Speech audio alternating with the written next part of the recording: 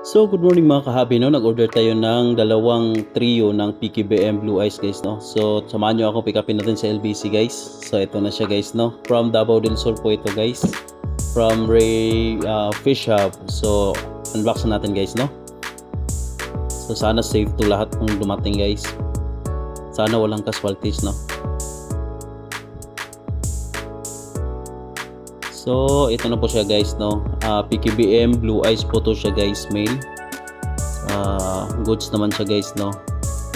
Okay naman pagkabalot. Tapos, check natin yung iba kung okay ba. So, tara, guys. So, goods naman lahat, guys, no? So, ito siya, guys, so PKBM Blue Eyes. So, acclimate na natin to, guys, no? Ng mga 1 hour lang para adjust sa water temperature, tapos release natin after 1 hour. So ayan siya, guys.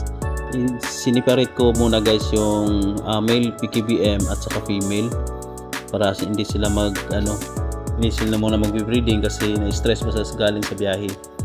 So ayan na, guys, so na-release ko na yung male PKBM ko. So sunod naman natin yung female natin, guys. So let's go. So ayan na, guys, so ganda nito, guys. Puting-puti siya, guys, no? Ganda nito. Sana maparami ko to. So sa may magbalak na umorder dyan, lagay ko na lang yung link sa binilhan ko nito, guys. Ayan na, guys, oh. Goods na goods yan, guys. Ganda. Puting-puti, guys, oh. Kita naman yung quality niya, guys. Hindi kayo magsisisi nito.